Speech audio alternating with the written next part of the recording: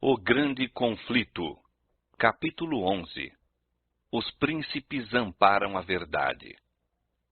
Um dos mais nobres testemunhos já proferidos pela Reforma foi o protesto apresentado pelos príncipes cristãos na Alemanha, na Dieta de Spira, em 1529. A coragem, fé e firmeza daqueles homens de Deus alcançaram para os séculos que se seguiram a liberdade de pensamento e consciência. O protesto deu à Igreja Reformada o nome de protestante. Seus princípios são a própria essência do protestantismo. Uma época tenebrosa e ameaçadora havia chegado para a Reforma. Apesar do Edito de Worms, declarando Lutero proscrito e proibindo o ensino ou a crença de suas doutrinas, até ali prevalecera no Império a tolerância religiosa. A providência divina repelira as forças que se opunham à verdade.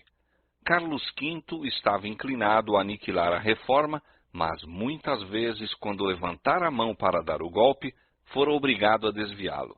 Repetidas vezes, a imediata destruição de tudo que ousava opor-se a Roma parecia inevitável, mas, no momento crítico, os exércitos dos turcos apareciam na fronteira oriental, ou o rei da França, ou mesmo o próprio Papa, cioso da crescente grandeza do imperador, contra ele faziam guerra. E assim, entre a contenda e o tumulto das nações, a Reforma teve oportunidade de fortalecer-se e estender-se. Finalmente, entretanto, os soberanos católicos coagiram seus feudos a que fizessem causa comum contra os reformadores. A Dieta de Spira, em 1526, dera a cada estado ampla liberdade em matéria religiosa até a reunião de um concílio geral. Mas, mal haviam passado os perigos que asseguraram aquela concessão, o imperador convocou uma segunda dieta a se reunir em Spira, em 1529, com o fim de destruir a heresia. Os príncipes deveriam ser induzidos, por meios pacíficos, sendo possível, a se colocarem contra a Reforma, mas se tais meios falhassem, Carlos estava preparado para recorrer à espada. Os romanistas estavam jubilosos. Compareceram em Spira em grande número, manifestando abertamente sua hostilidade para com os reformadores e todos os que os favoreciam. Disse Melanchthon: "Nós somos a execração e a escória do mundo, mas Cristo olhará para o seu pobre povo e o preservará."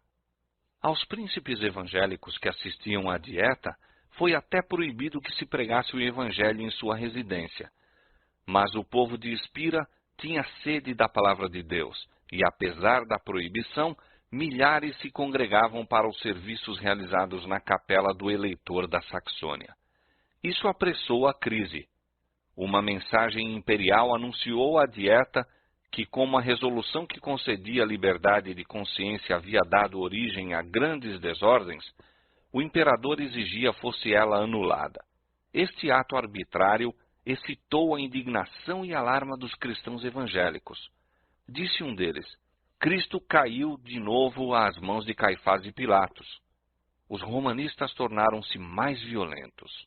Um católico romano fanático declarou: "Os turcos são melhores que os luteranos, pois eles observam dias de jejum e os luteranos os violam. Se tivéssemos de escolher entre as escrituras sagradas de Deus e os velhos erros da Igreja, deveríamos rejeitar as primeiras." Disse Melanchthon. Cada dia, em plena assembleia, Faber lança alguma nova pedra contra nós, os evangélicos. A tolerância religiosa fora legalmente estabelecida, e os estados evangélicos estavam resolvidos a opor-se à violação de seus direitos. A Lutero, ainda sob a condenação imposta pelo Edito de Worms, não era permitido estar presente em Spira, mas preencheram-lhe o lugar os seus cooperadores e os príncipes que Deus suscitara para defender sua causa nessa emergência. O nobre Frederico da Saxônia, protetor de Lutero, fora arrebatado pela morte, mas o duque João, seu irmão e sucessor, alegremente aceitara a reforma e, conquanto fosse amigo da paz, manifestara grande energia e coragem em todos os assuntos relativos aos interesses da fé. Os padres pediam que os estados que haviam aceito a reforma se submetessem implicitamente à jurisdição romana. Os reformadores, por outro lado, reclamavam a liberdade que anteriormente lhes fora concedida. Não poderiam consentir em que Roma de novo pusesse sob seu domínio aqueles estados que com grande alegria haviam recebido a palavra de Deus. Como entendimento, foi finalmente proposto que, onde a reforma não se houvesse estabelecido, o edito de Worms deveria ser rigorosamente posto em execução, e que nos estados em que o povo dele se desviara e não poderia conformar-se com o mesmo sem perigo de revolta, não deveriam ao menos efetuar qualquer nova reforma, não tocariam em nenhum ponto controvertido, não se oporiam à celebração da missa, não permitiriam que católico romano algum abraçasse o luteranismo. Essa medida foi aprovada na Dieta, com grande satisfação dos sacerdotes e prelados papais. Se esse edito fosse executado, a reforma não poderia nem estender-se, onde por enquanto era desconhecida, nem estabelecer-se sobre sólidos fundamentos, onde já existia. A liberdade da palavra seria proibida, não se permitiriam conversões, e exigiu-se dos amigos da reforma de pronto se submetessem a essas restrições e proibições. As esperanças do mundo pareciam a ponto de se extinguir. O restabelecimento da hierarquia romana infalivelmente traria de novo os antigos abusos, e encontrar-se-ia facilmente uma ocasião para completar a destruição de uma obra já tão violentamente abalada pelo fanatismo e dissensão. Reunindo-se o partido evangélico para consulta, entreolharam-se os presentes, pálidos de terror. De um para outro circulava a pergunta: que se poderá fazer? Graves lances em relação ao mundo eram iminentes. Submeter-se-ão os chefes da reforma e aceitarão o edito?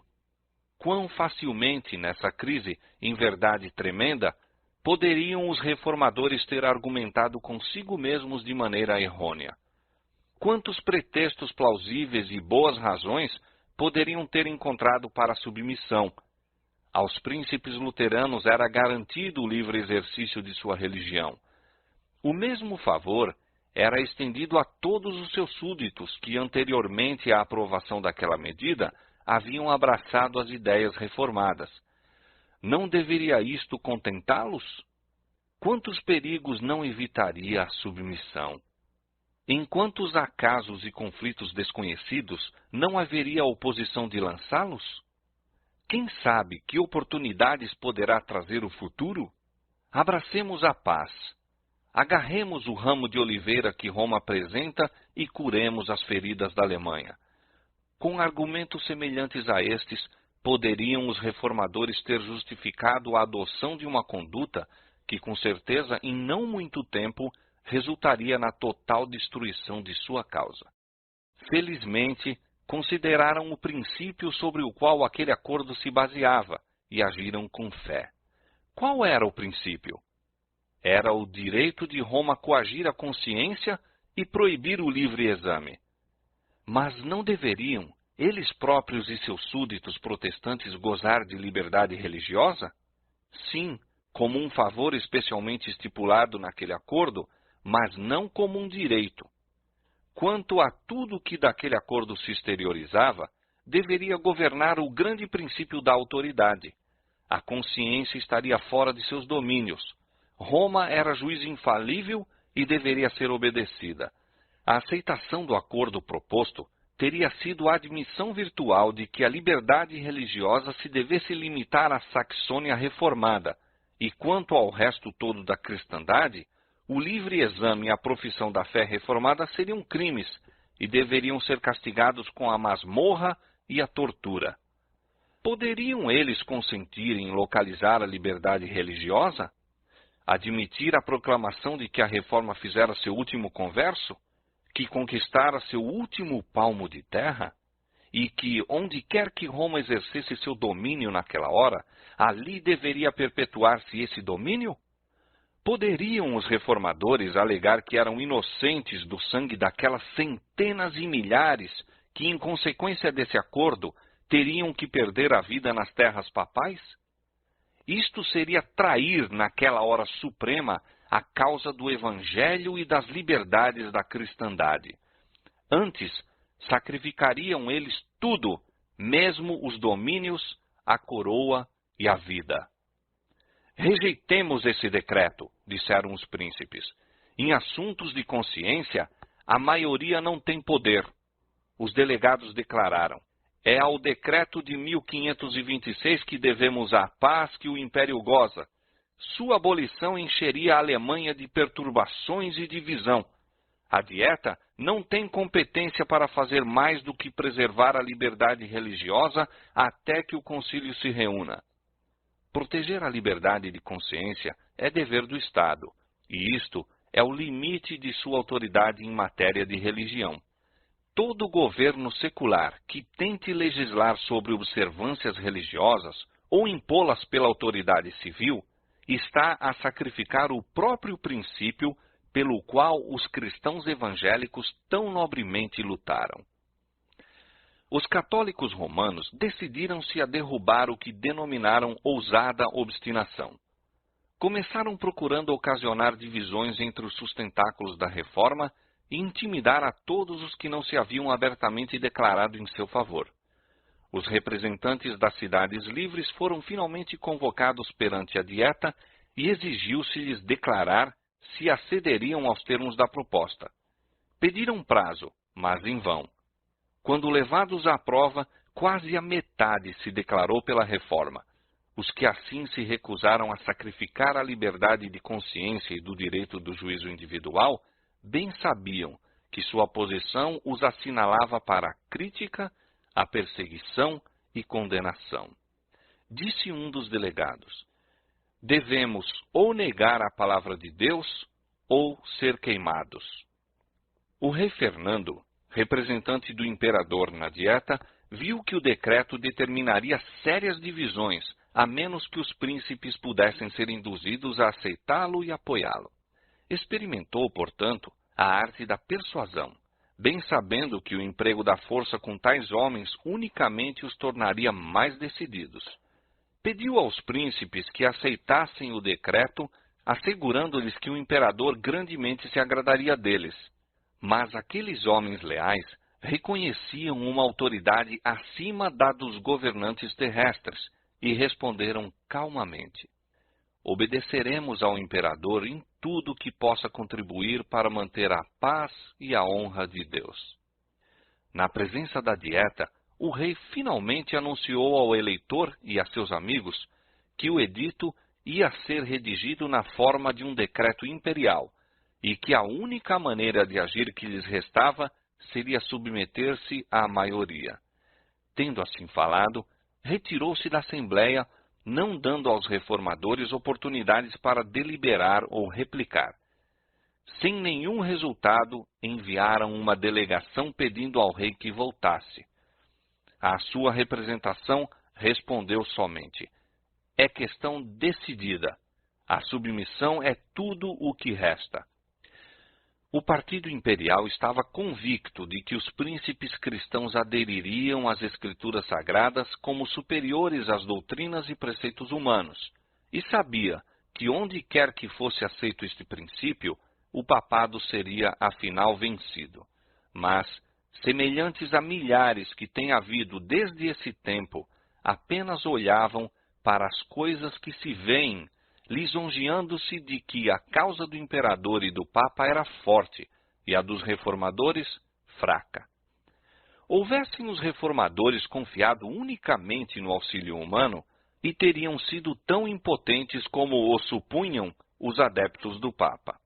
Mas, conquanto fracos em número e em desacordo com Roma, tinham a sua força. Apelaram do relatório da Dieta para a palavra de Deus e do imperador Carlos para Jesus Cristo, Rei dos Reis e Senhor dos Senhores. Como Fernando se recusasse a tomar em consideração suas convicções de consciência, os príncipes se decidiram a não tomar em conta a sua ausência, mas levar sem demora seu protesto perante o Concílio Nacional. Foi, portanto, redigida e apresentada à Dieta esta solene declaração. Protestamos pelos que se acham presentes perante Deus, nosso único Criador, Preservador, Redentor e Salvador, e que um dia será nosso juiz, bem como perante todos os homens e todas as criaturas, que nós, por nós e pelo nosso povo, não concordamos de maneira alguma com o decreto proposto, nem aderimos ao mesmo em tudo que seja contrário a Deus, à sua santa palavra, ao nosso direito de consciência, à salvação de nossa alma. Que, ratificarmos esse edito, asseveraríamos que quando o Deus Todo-Poderoso chama um homem ao seu conhecimento, esse homem, sem embargo, não possa receber o conhecimento de Deus? Não há doutrina correta além da que se conforma com a palavra divina. O Senhor proíbe o ensino de qualquer outra doutrina. As Sagradas Escrituras devem ser explicadas por outros textos mais claros.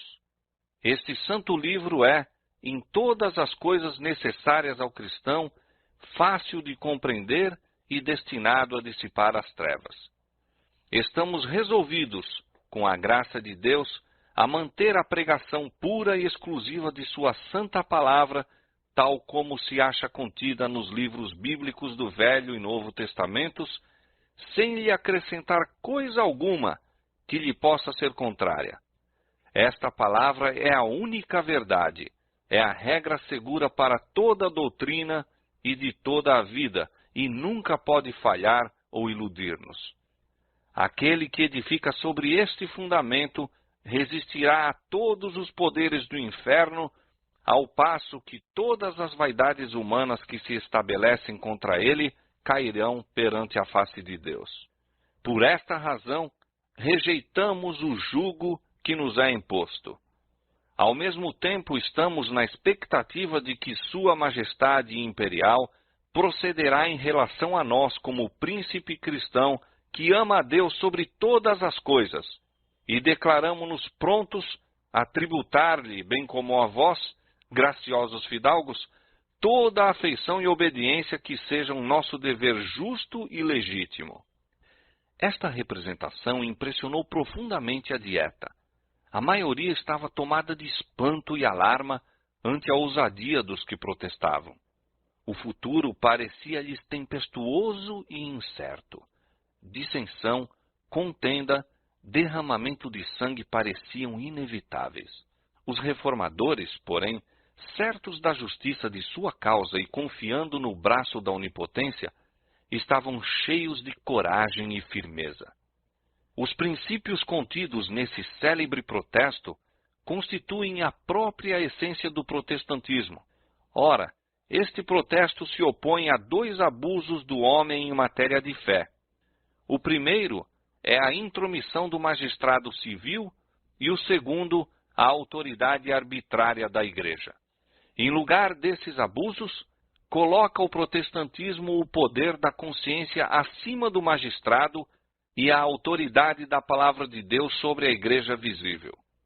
Em primeiro lugar, rejeita o poder civil em assuntos divinos e diz com os profetas e apóstolos: mais importa obedecer a Deus do que aos homens. Na presença da coroa de Carlos V, ele ergue a coroa de Jesus Cristo, mas vai mais longe. Firma o princípio de que todo o ensino humano deve subordinar-se aos oráculos de Deus. Os protestantes haviam, demais, asseverado seu direito de livremente proferir suas convicções sobre a verdade. Não haveriam de crer e obedecer somente, mas também ensinar o que a palavra de Deus apresenta e negavam ao padre ou magistrado o direito de intervir. O protesto de Espira foi um testemunho solene contra a intolerância religiosa e uma asseveração do direito de todos os homens de adorarem a Deus segundo os ditames de sua própria consciência. A declaração tinha sido feita.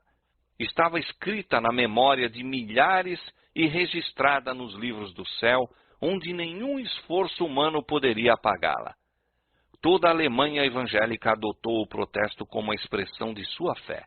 Por toda parte contemplavam os homens, nesta declaração, a promessa de uma era nova e melhor. Disse um dos príncipes aos protestantes de Espira: queira o Todo-Poderoso, que vos deu graça para confessá-lo enérgica, livre e destemidamente, preservar-vos nessa firmeza cristã até o dia da eternidade. Houvesse a reforma, depois de atingir certo grau de êxito, consentido em contemporizar a fim de conseguir favor do mundo, e teria sido infiel para com Deus e para consigo mesma, além de assegurar a sua própria destruição. A experiência desses nobres reformadores contém uma lição para todas as eras subsequentes. A maneira de agir de Satanás contra Deus e sua palavra não mudou. Ele ainda se opõe a que sejam as Escrituras adotadas como guia da vida, tanto quanto o fez no século XVI. Há em nosso tempo um vasto afastamento das doutrinas e preceitos bíblicos, e há necessidade de uma volta ao grande princípio protestante, a Bíblia e a Bíblia só, como regra de fé e prática.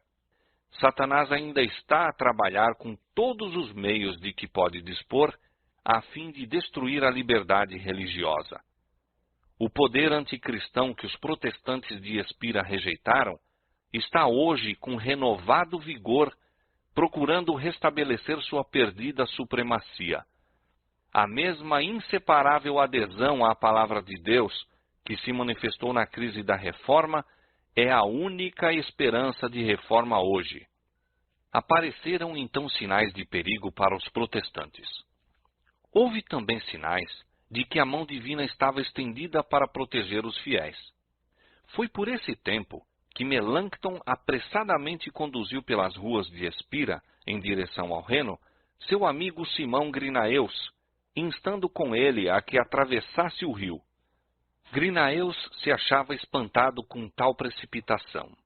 Um ancião, de fisionomia grave e solene, mas que me era desconhecido, disse Melanchthon, apareceu perante mim e disse: dentro de 1 minuto, oficiais de justiça serão enviados por Fernando, a fim de prenderem Grinaeus.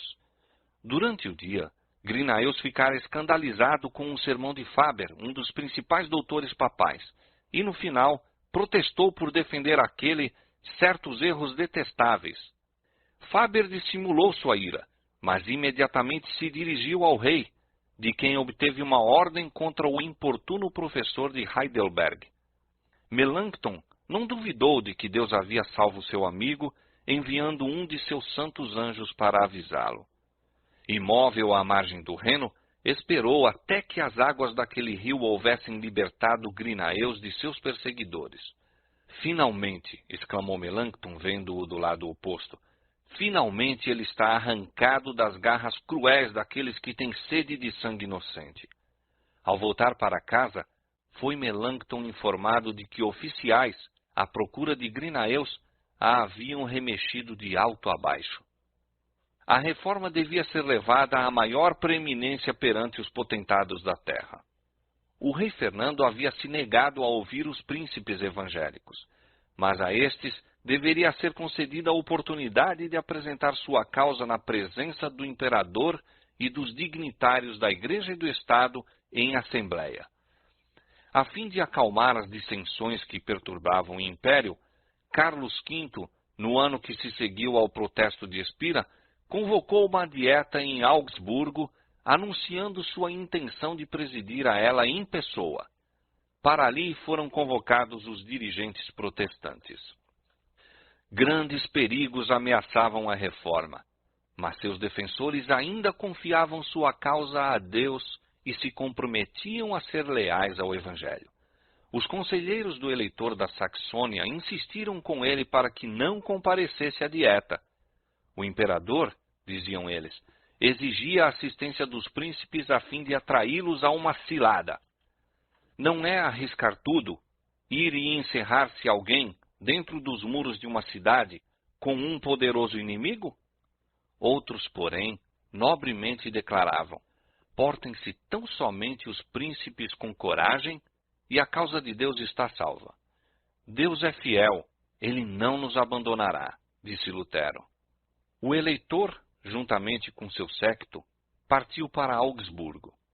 Todos estavam cientes dos perigos que o ameaçavam e muitos seguiram com semblante triste e coração perturbado. Mas Lutero, que os acompanhou até Coburgo, reviveu-lhes a fé bruxuleante, cantando o hino escrito naquela viagem, Castelo Forte é nosso Deus. Ao som dos acordes inspirados, foram banidos muitos aflitivos presságios e aliviados muitos corações sobrecarregados. Os príncipes reformados resolveram redigir uma declaração sistematizada de suas opiniões com as provas das Escrituras, apresentando-a à dieta, e a tarefa da preparação da mesma foi confiada a Lutero, Melanchthon e seus companheiros. Esta confissão foi aceita pelos protestantes como uma exposição de sua fé e reuniram-se para assinar o importante documento. Foi um tempo solene e probante. Os reformadores mostravam insistência em que sua causa não fosse confundida com questões políticas. Compreendiam que a reforma não deveria exercer outra influência além da que procede da palavra de Deus. Ao virem para a frente os príncipes cristãos, a fim de assinar a confissão, Melanchthon se interpôs, dizendo: compete aos teólogos e ministros propor estas coisas. Reservemos para outros assuntos a autoridade dos poderosos da terra. Deus não permita, replicou João da Saxônia, que me excluais. Estou resolvido a fazer o que é reto sem me perturbar acerca de minha coroa. Desejo confessar o Senhor. Meu chapéu de eleitor e meus arminhos não são para mim tão preciosos como a cruz de Jesus Cristo. Tendo assim falado, assinou o nome. Disse outro dos príncipes, ao tomar a pena: se a honra de meu Senhor Jesus Cristo o exige, estou pronto para deixar meus bens e vida. Renunciaria de preferência a meus súditos e a meus domínios, deixaria de preferência o país de meus pais, com o bordão na mão, continuou ele, a receber qualquer outra doutrina que não a que se contém nesta confissão. Tal era a fé e a ousadia daqueles homens de Deus. Chegou o tempo designado para comparecer perante o imperador. Carlos V, sentado no trono, rodeado de seus eleitores e príncipes, deu audiência aos reformadores protestantes. Foi lida a confissão de sua fé. Naquela augusta assembleia, as verdades do Evangelho foram claramente apresentadas e indicados os erros da Igreja Papal. Com razão, foi aquele dia declarado o maior dia da Reforma e um dos mais gloriosos na história do cristianismo e da humanidade. Entretanto, poucos anos se haviam passado desde que o monge de Wittenberg estivera em Worms, sozinho, perante o Conselho Nacional. Agora, em seu lugar estavam os mais nobres e poderosos príncipes do império. A Lutero fora proibido comparecer em Augsburgo, mas estivera presente por suas palavras e orações. Estou jubilosíssimo, escreveu, de que eu tenha vivido até esta hora, na qual Cristo é publicamente exaltado por tão ilustres pessoas que o confessam em uma assembleia tão gloriosa. Assim, cumpriu-se o que dizem as Escrituras. Falarei dos teus testemunhos perante os reis. Salmo 119, verso 46. Nos dias do apóstolo São Paulo, o evangelho pelo qual estava preso foi assim levado perante os príncipes e nobres da cidade imperial. Igualmente, nesta ocasião, aquilo que o imperador proibira fosse pregado do púlpito era proclamado em palácio. Aquilo que muitos tinham considerado inconveniente que os próprios servos ouvissem, era com admiração ouvido pelos senhores e fidalgos do império. Reis e grandes homens constituíam o auditório. Príncipes coroados eram os pregadores, e o sermão era a régia verdade de Deus. Desde a era apostólica, diz um escritor, nunca houve obra maior nem mais magnificente confissão. Tudo quanto os luteranos disseram é verdade. Não o podemos negar, declarou um bispo romano. Podeis refutar por meio de sãs razões a confissão feita pelo eleitor e seus aliados? Perguntou outro ao Dr. Eck. Com os escritos dos apóstolos e profetas, não, foi a resposta. Mas com os dos pais da igreja e dos concílios, sim. Compreendo, respondeu o inquiridor.